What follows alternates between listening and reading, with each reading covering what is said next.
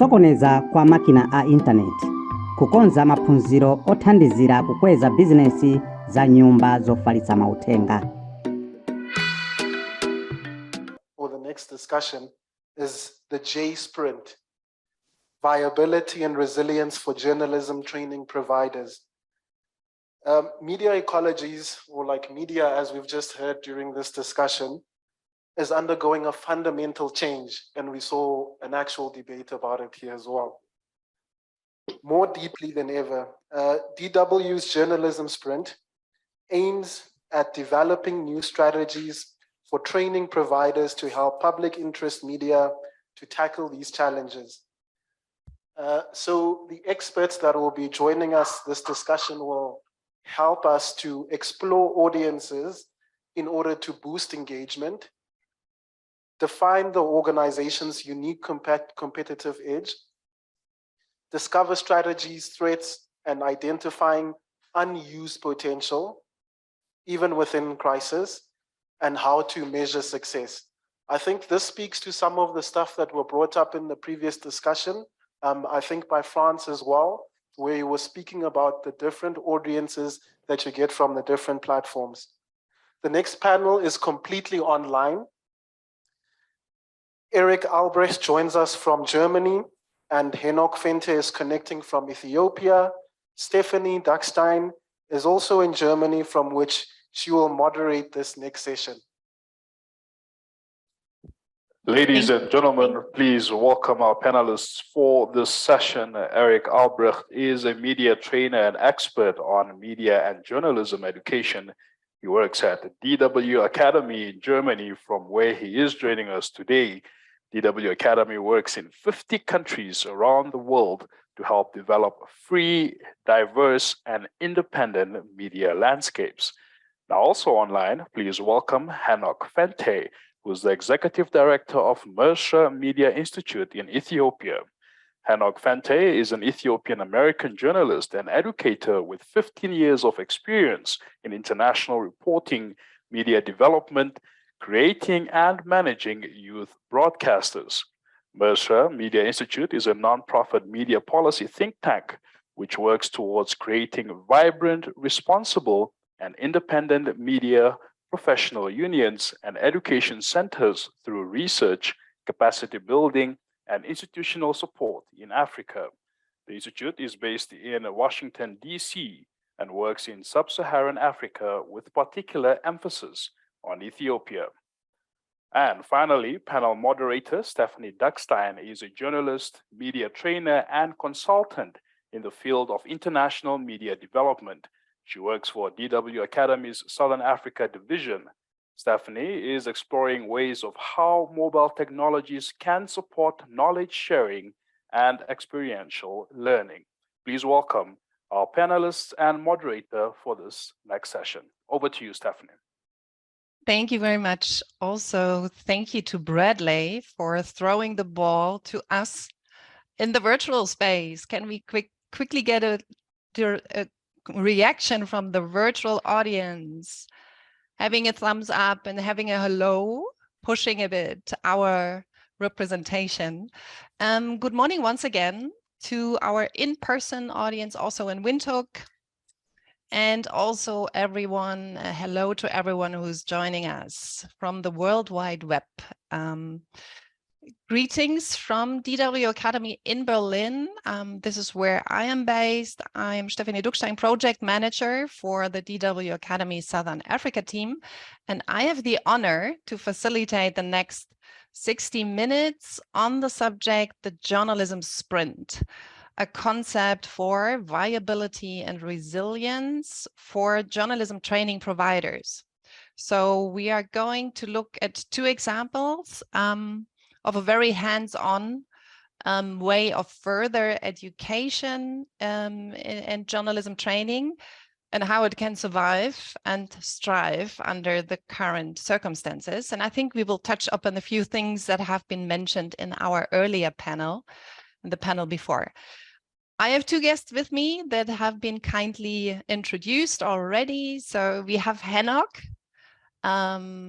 tuned in from Addis Abeba, the executive director of MERSA Media Institute. And we have Erik. Erik is a colleague of mine, is a professional journalist, and he's also part of the core team at DW Akademie that is developing DW Akademie's media and journalism education concept. Very warm welcome. Erik is not based or not situated right now in Germany. He tunes in from Asia, from Nepal. So we hope for a stable internet connection. Just a quick logistical note to the audience. So we have a roughly 20 to 30 minutes interview. And after that, we're going to have the Q&A session. So please pencil your questions all into the chat. And also for the Windhoek audience, collect your questions and our Windhoek team will attend to it in the Q&A session. All right, let's delve into the topic. Let me start with you, Henok. MERSA Media Institute is actually a media policy think tank. So you do research, you do consult politicians, you develop press councils, and just lately you stepped into the field of journalism training. So what was your motivation? What was driving you? Hi, Stephanie. Hello, everyone. It's good to be with you in this deliberative session. What should be the future of journalism education in Africa and elsewhere? And I'm here to share with you our experience in Ethiopia with MERSA Media Institute. So actually, Stephanie, so MERSA Media Institute was founded in 2018 because of a political opening in Ethiopia that allowed for media civic space to start operating. So when we started, we had 4 major pillars, but the most important one at the time was some of the reforms taking place in terms of media regulation, policy shifts that came as a result of the reform process that was initiated in 2018. One of our other major pillars is, of course, media and journalism education. So we've been actually working in that regard. In fact, our media and journalism education intervention started with, as most interventions start, with a needs assessment of what the sector has on the demand side, on the supply side. And in 2018, what we found out was there are a number of general what we call cross-media approach trainings, where journalists would be taking training at a location. And what we did was, okay, so this is the existing approach, this is the existing structure. How can we do our training interventions differently? And one of the approaches we experimented with was the in-house media training approach, where media organizations who set up in-house training facilities and dedicate resources for that, we would be working with those organizations. This is just to answer your question. I will delve into what worked for us, what didn't, what were the challenges we faced, and how we improvised through the process later on. But we've been working on media and journalism education.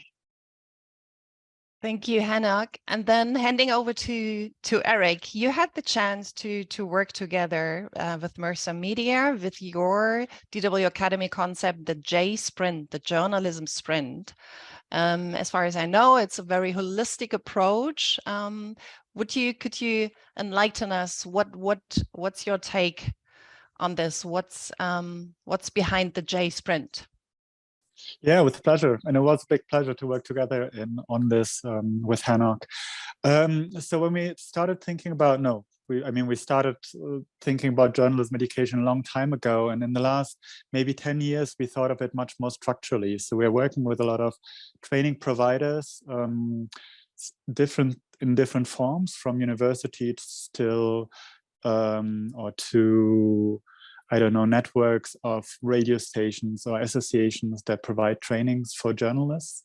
And we thought and had a look at what makes them successful. And often it is the question of how well they're integrated into the media community, into how well they find ways to cooperate with the media community, with their target groups.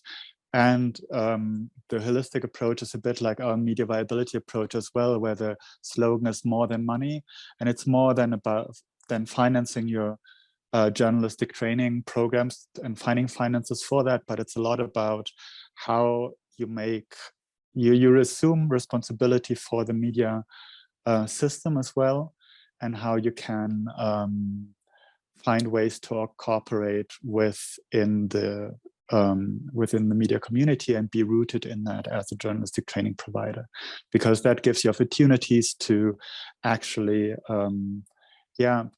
constantly innovate your training and work really for the needs of the media organizations and train journalists that are actually solving those media organizations' problems. I'd like to show you a short model and that, but I just found out that the second device doesn't have any access to sharing presentations. So I don't know if the organizers can do that. Otherwise, we'll do that later. We can sort this out. Sebastian, can you allow Erik sharing the screen from the second device? It's called Erik Monitor. That looks already good.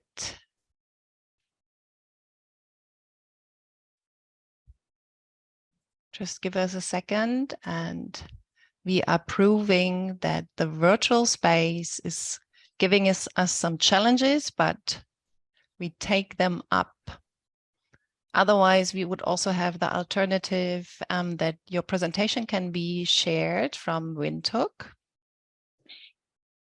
And maybe while we try that, I can explain a bit how we structured this J sprint. So it's 2.5 days offline. We stretched it to 5 days online in order to make it a little bit lighter. And we talk a lot about the challenges of the media ecology, which can be addressed by journalism education. We work on a vision of the training provider. And then we take a close look at target groups. And when we talk about target groups, we mean the trainees of the training provider, but at the same time also the their editors-in-chief, because it's a question of employability that media outlets and editors really get a direct link to the training provider and have a way of also understanding what's being taught there in order that it can actually make use of the employees' new skills. And that's maybe a little bit the structure we do. Maybe we'll leave it like that and I come back later then with a couple of pictures as well. All right, do we have the presentation ready? Erik, can you quickly try to connect with your second device, whether this works? Still deactivated. Okay, then, oh, here we go. I can see the presentation already.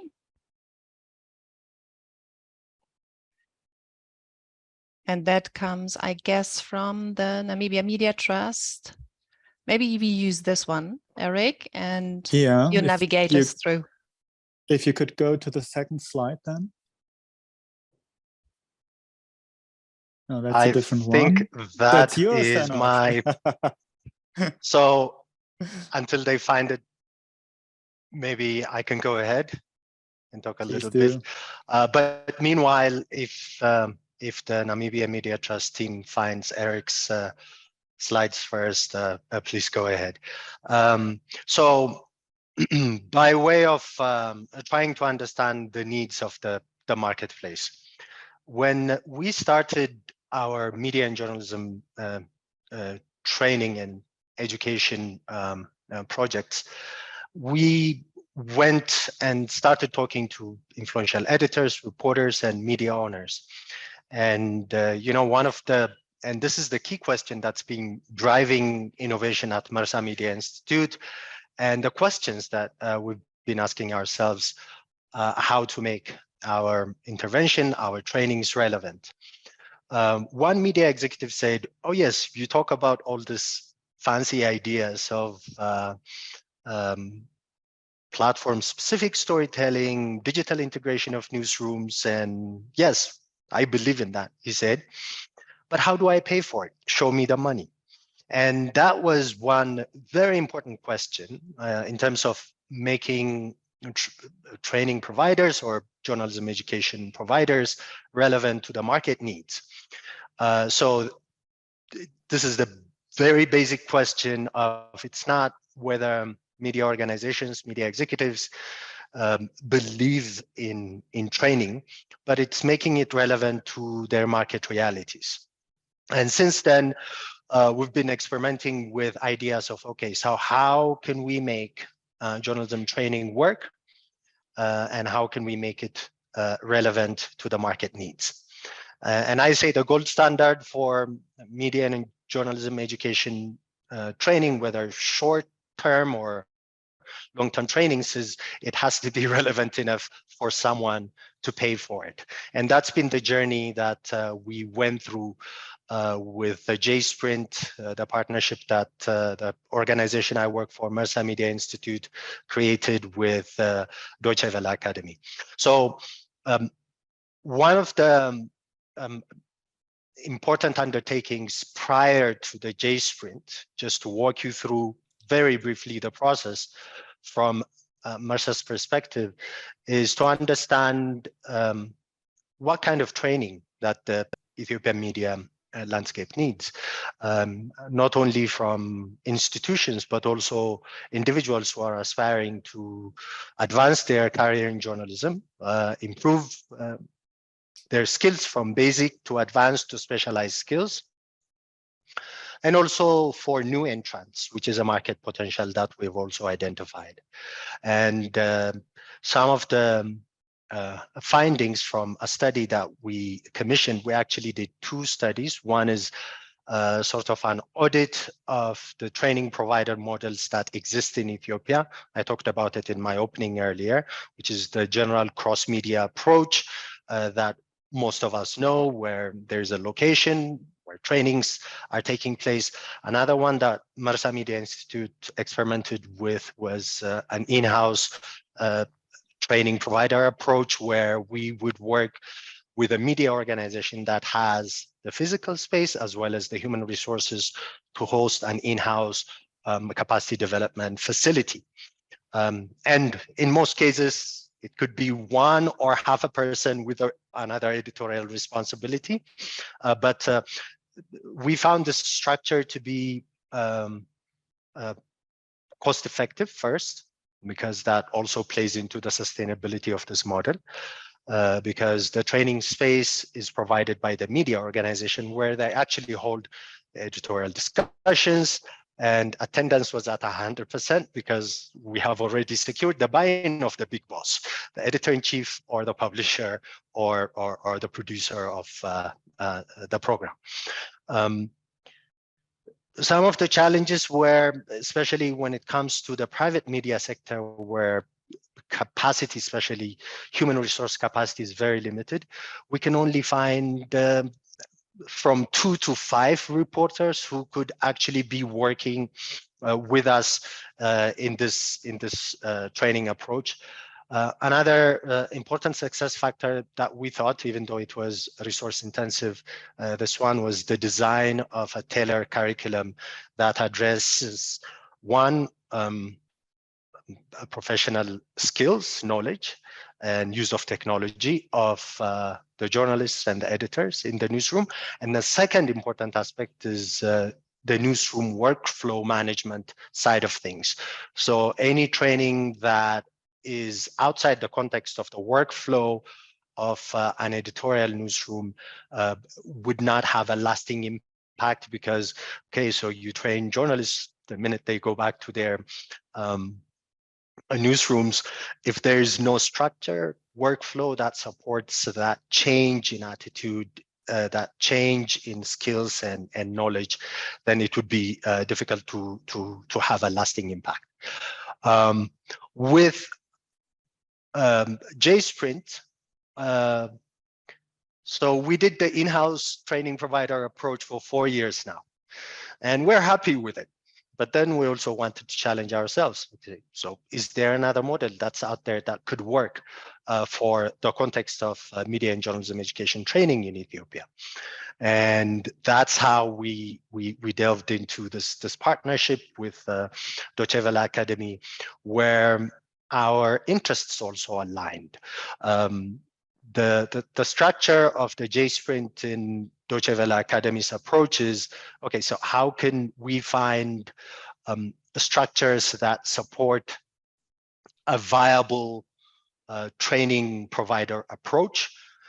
It also takes a look at the environment in which that particular training intervention takes place. It also takes a look at target groups, more specifically some of the competencies that are needed that I talked about earlier. And then, of course, a cooperation side. So it's a three-tier system: understanding the environment, understanding the target groups, and then creating the cooperation. And the broad cooperation that could be created with the sector was something that MERSA Media Institute also wanted to work on. So this partnership was a natural alliance. So when we started, yes. Before you continue with your on-the-ground experience, I think that's a good moment. You touched upon the DW Academy approach, the concept. That's a good moment, bringing in Erik again and highlighting a bit what's the concept actually you developed, DW Academy, before coming then again back to you, Henok, and how was it applied from your side and what worked and what not? Sorry to interrupt, Stephanie, but Erik should be able to share his presentation now. Thank you. Yeah, that looks very good. Thank you very much for that. And sorry for not mentioning that earlier. Yeah, and I think so. If you take a look at the media landscape, yeah, and it's not so much Henok's case, but other cases I've worked with, often I've heard this: we are training good journalists, but the media landscape is facing a very dire situation due to COVID, due to other external factors. Advertising revenue was always low, but it's even lower now. There's a big polarization in the media landscape. And so that means it's not very good or not very, very attractive to be a journalist. And a lot of people, journalism or training providers, end up in the NGO sector and communications. I've heard a bit of the last session that this was also part of the discussion there. So yeah, and so I think this approach at looking at the whole market holistically actually helps a lot. And there's this one graphic by Simon Sinek I would like to show you, which helps define like the purpose of journalism education to some extent. So the outer circle is what is quite clear to everyone. We are training journalists. That's why we are training provider for journalism. And the how is also often clear, yeah, which means like, how do we do it? In which kind of courses? Is it, as Henok said, in-house, or is it not in-house? What are the training needs we've identified, and what are the topics we train journalists in? I think the why is, though, very, very crucial, because the why actually gives this perspective, and often found in other contexts it gave a lot of energy, even if the situation is dire. And I think the why for journalism education is not to train journalists, but is to improve the media landscape, the media policy. And this, I think, helps shifting from we are training journalists to, okay, what are we training these journalists for, and what functions should they have within this media landscape, and what are the skills direly needed by media outlets in order to become better, become more viable themselves in difficult circumstances. And this is, I think this is the core of the J-Sprint, and this starts with looking at challenges, rating them a bit, and then is going on at building a vision out of that and trying to work with the challenges that are there, and trying to shift this focus. Maybe that's part of the overview, and then from there, once we have this focus, we go into vision building into the look at which target groups have to be addressed in order to solve these problems and to assist, or at least assist media outlets in solving them. And then, yeah, finding the needs of the target groups, but also the editors-in-chief, in order to create this bond, which normally you would see in an in-house training, as Henok described very, very naturally, to create this bond between media outlets and training providers at the same time as well. I wanted to take up the issue of the target group, identifying the target group for your training institution. And I know you deal with, I give it to Henok, to you. I know you were quite intrigued by the methodology of persona. So how do you define your target group and then specify it? Would you let us know a bit how did you identify your target group, and how was it using this method of persona? Yes, this is actually quite fascinating, and for us also as an organization, this is the first time we participated in this type of design process, the persona development. Usually when we talk about target groups, we define it either by age, gender, location, and it's this detached sense of understanding your target group. What the persona development did for us from a user perspective is it gave us feelings of the various individuals and professionals that we work with, what their hopes are, what their aspirations are, what they say, what they do, what they don't do. We developed 4 personas based on, of course, evidence-based data.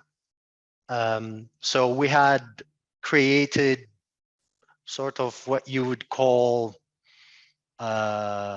people on a wall. One of them is called Muruk, a new graduate, which is the Amharic name for a new graduate, 23 years old, aspires to be a journalist. And if you take a look at some of the details of this persona development, it really gives you an insight, a range or a number.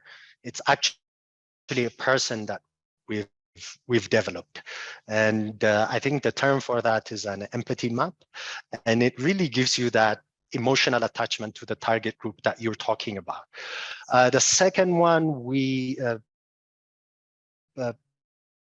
target group we identified is called Asha, and this is Abna that would like to advance his career, actually make a shift in career from be it finance or other fields into journalism. And it really gives you into the income level of this person, whether their marriage status, what they say, what they do, and what they really care about.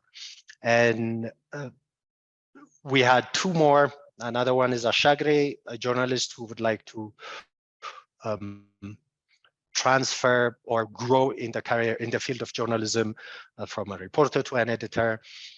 So we had all these personas that we had developed, and it really gave us an inside look into their finances, into their interests, into their aspirations, including their fears, which was quite interesting for us from a project design perspective. Thank you, Henok. I would like to focus a bit on our core conference topic, viability. So, Henok, when you look at the process you went through, what aspect in that J-Sprint and also your strategy development you would identify as the most crucial aspect of being resilient as a training provider under current circumstances? I think the most crucial outcome or output of this process was the business model development from our side. I've said in the beginning, talking to media leaders in Ethiopia, the viability side of media and journalism training is what worries them. Put yourself in the shoes of an editor, a media manager. Once you hire someone, sending off that person while you have 3 or 4 reporters for a training elsewhere for about 2 weeks or a week, that's not something a media organization with limited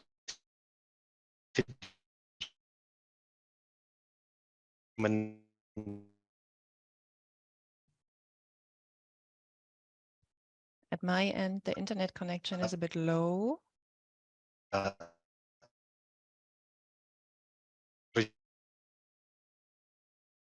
Sources. So we had to think. I've talked about them in terms of like with the current media market.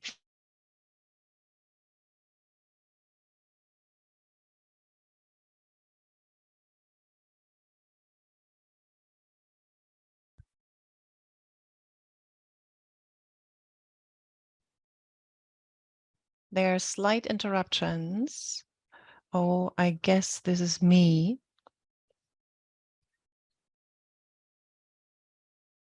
We're experiencing the same here as well, Stefan. Maybe you can okay. stop this video.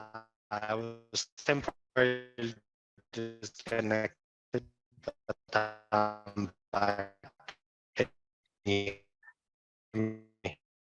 Oh, Henok, if you just try to reconnect, because we are losing losing your connection, and maybe bringing back Erik in the meantime.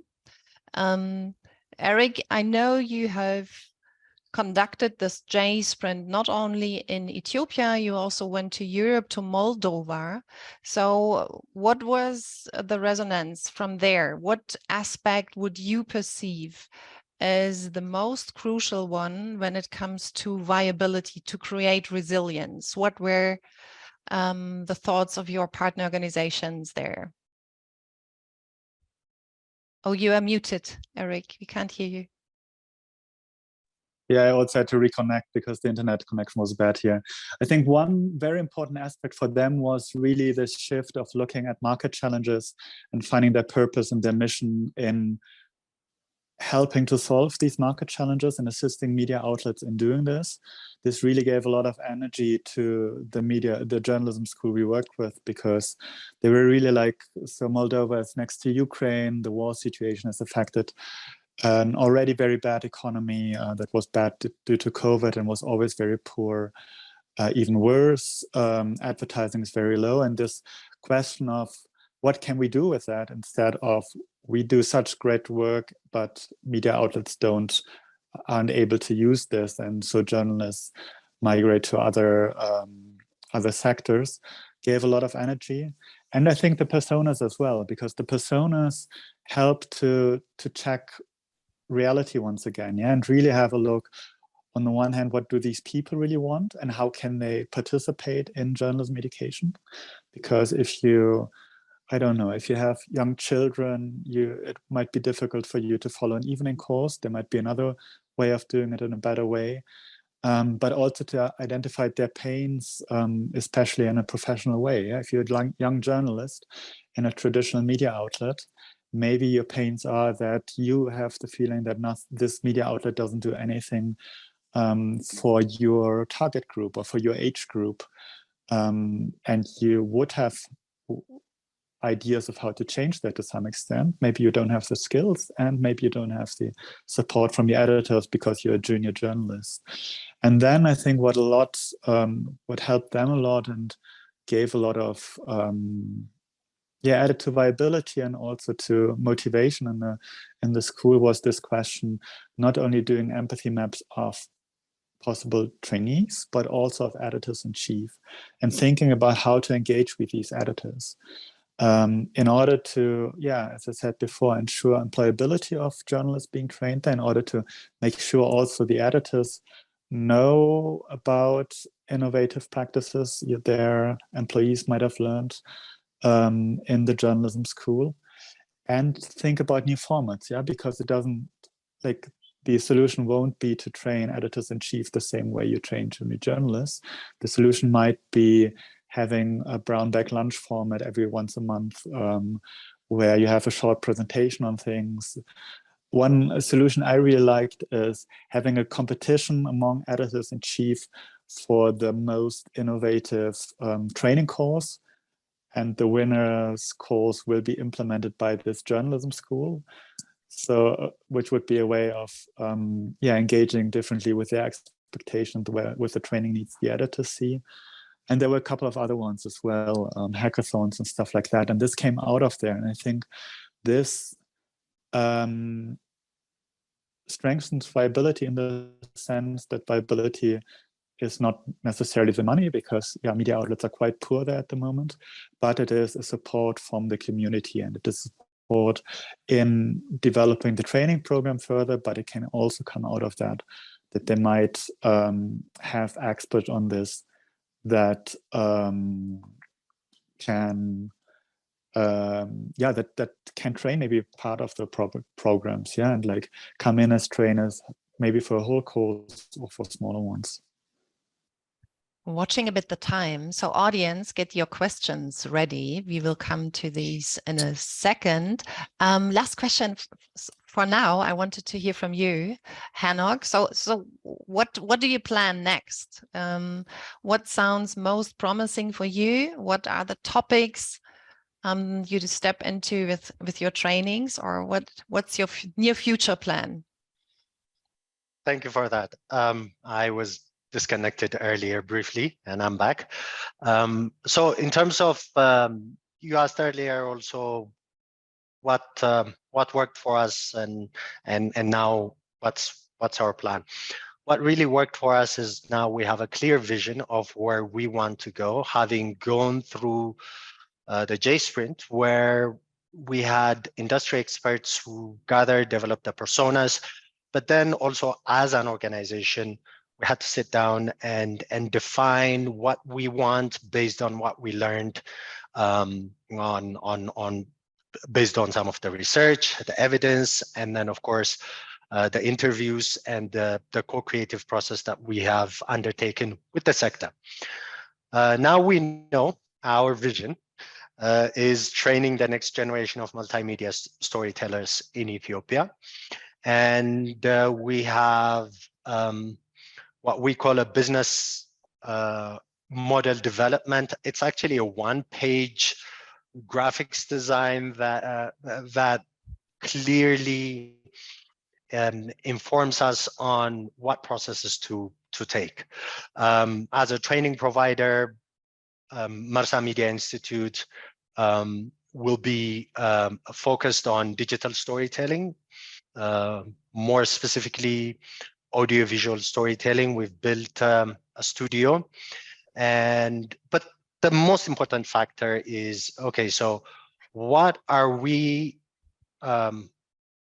offering that the existing marketplace is not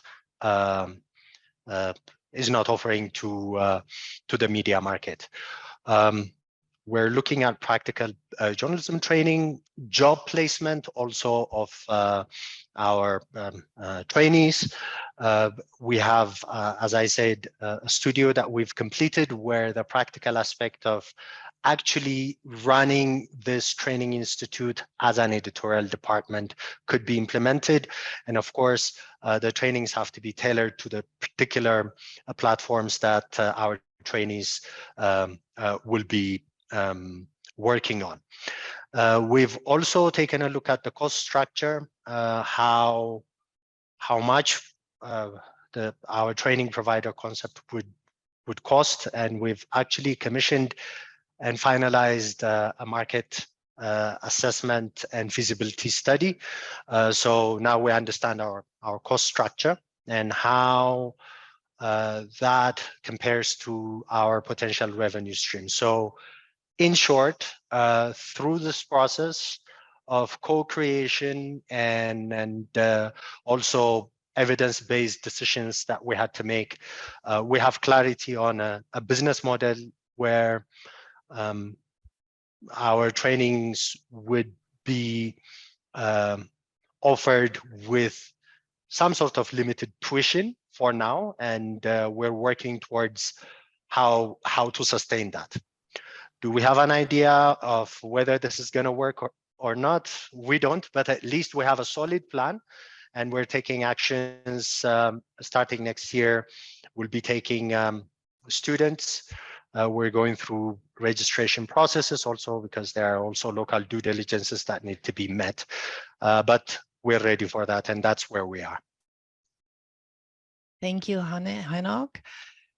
This is the time we look at the questions you have, dear audience, who you are online. Please raise your hand and quickly introduce yourself and let us know what you want to know from the speakers.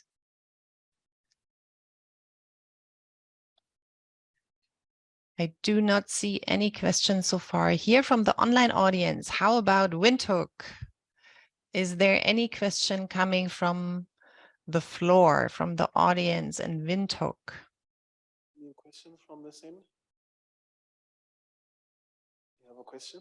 Okay, we've got one question here, Stephanie. Thank you very much. Could you channel it into our Zoom meeting?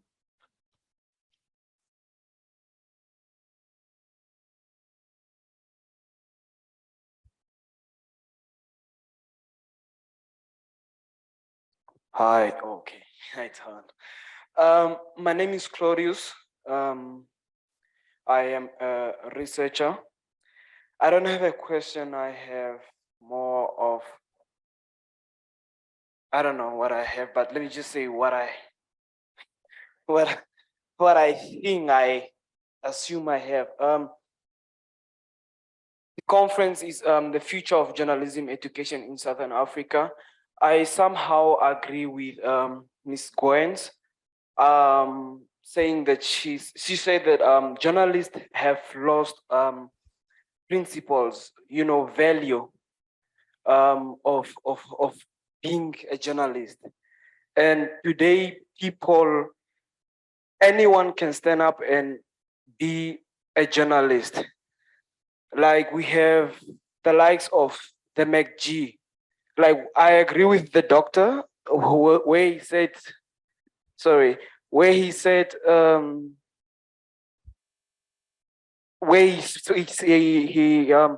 referred to Trevor Noah as being somebody who who practices journalism, but he is a comedian. And we have the likes of Alexei Navalny, who has the Russian activist who has 6 million views, and then we have the likes of Jopa Umpanda, who's a political, activist in Namibia. These people in the society are people that are fun, that we assume they share authentic news or facts, and they can be regarded as journalists. That's what I'm getting here.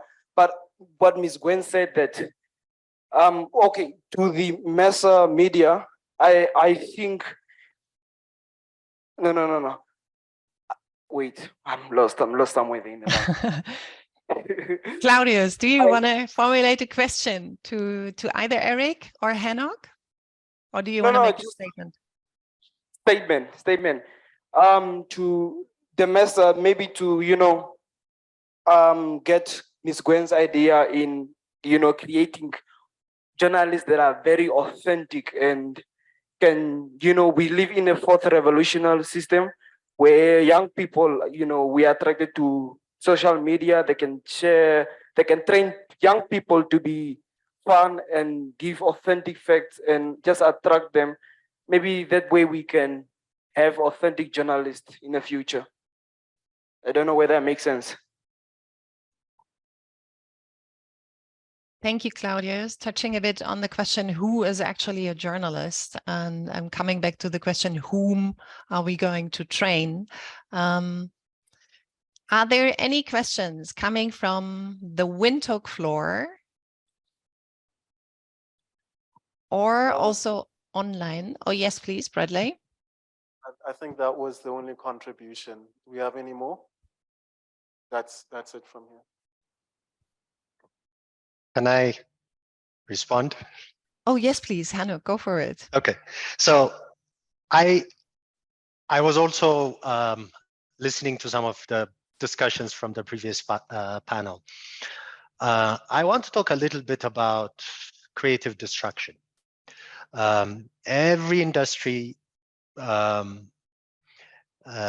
faces new challenges under different circumstances in different time eras. And journalism is facing a digital social challenge.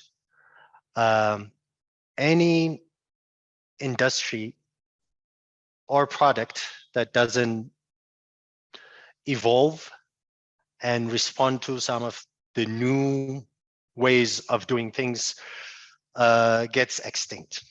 And journalism is not particularly exempted of that, if we think about it from the point of view of today's media market. At the end of the day, media is a business. Someone has to pay for content and someone has to generate revenues. And where that content goes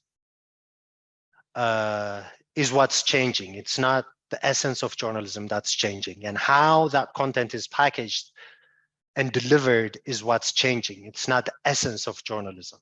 That remains a constant. It's the vehicle for delivery of that content and then monetizing based on that content so that we go to work tomorrow to create more content for our audience. So this idea of, okay, so are we diverging from our role as a journalist when we actually transform ourselves into multimedia storytellers and using the various platforms that exist because of technology? Or are we going to be extinct pretty much like the roll film industry that was replaced by digital screens or SD cards? So these are the questions that we ought to be asking ourselves, like in terms of what is a viable media space for us to thrive in? Because when we make journalism as a dogma, as a public utility that has to be delivered in platforms that we're used to, I feel like that's a resistance to change, and those who cannot adapt get extinct, and that's the danger that we're facing. And if I can add on that, I think this is also what I meant with talking about media and journalism education taking up the challenges of the media ecology as a whole. Yeah, and with this situation where digital change is disrupting the industry, maybe media and journalism education can be the one that has a bit more resources, and maybe it's the donor funding and a bit more time to actually think about what kind of innovation, or like test innovation, think about innovation outside of this hassle of the daily production of media products. Train journalists in it, but also be kind of a space where journalists can think about how they want to use innovation, how they want to do journalism differently, maybe in the digital space. And I think for that, this can be a very important role. For that, you need the cooperation with the media industry. And if I think about competencies journalists need, it's still the basic ones, definitely. And it's still journalism ethics and think about the media's or journalism's role in society. But there's a big cluster on which we call technology and innovation. So giving new skills, technologies, and thinking about how to use these skills. And technology in journalism in the sense of doing journalism for the public and doing public interest journalism that actually gives people a voice and gives people reliable information while still being viable as a media business. And I think there's also one which we call, or like a lot of people call, entrepreneurial journalism, meaning empowering journalists to develop new formats, to adapt to new audience needs, and think about even within an existing media outlet, how to evolve in these times of digital change. And I think maybe there's a last cluster of competencies, which is about training, like giving journalists also topical training, thematic focuses. I think this was also in the last panel to talk about our world is getting more complicated. So journalism also needs to be following up on that, and that means having expertise, or particular journalists having particular expertise in specific topics, be it climate change, be it social topics, be it anything else, but having the depth of you need in order to provide reliable information to journalism that is more than he said, she said, because those things politicians will do over Twitter anyway. So journalism, in order to provide added value to their audiences, needs to dig deeper, and that is also important. But generally, this idea of journalism education as a hub, an incubator for innovation, I think is something I think is very vital to journalism education. Thank you very much, Erik. Thank you, Henok. So what are the future skills and competencies journalists need to have to provide us with quality journalism? This is what you touched upon in your last comment. And I want to point the audience to our Padlet again. We're going to share the link again. And there we also ask, what is actually a training you want to see offered in your country?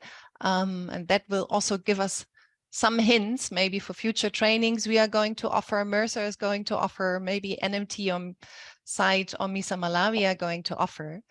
Thank you so much. And I'm giving back to you, Bradley, or? That is correct. So I think that wraps up the discussion for the morning part of this discussion. A lot of innovative thinking, I think, came up, and it ties in with how we actually started this morning. Do you remember when Peter was talking from DW Akademie, he was talking about the different institutions and how civil society organizations and training providers and civil society organizations are more maybe flexible to provide or to offer certain types of training. And then we also heard from Professor Kruger that there's actually value in what each of these organizations or institutions are providing. And then Stephanie actually, along with Erik and Henok, guided us through this discussion on the journalism sprint by DW Akademie. So I think with that being said, we can wrap up. We've actually gone through multiple things today, and I see some people are still comprehending some of the things that came up. Probably maybe a good idea for the organizers is maybe just to have like a paper after the conference that looks at some of the ideas that came up. So with that being said, we will take lunch till 14:30 Central African time, and we will be back here to continue the discussion. Thank you. Kusokoneza kwa makina intaneti, kukonza maphunziro othandizira kukweza bizinesi za nyumba zofalitsa mauthenga.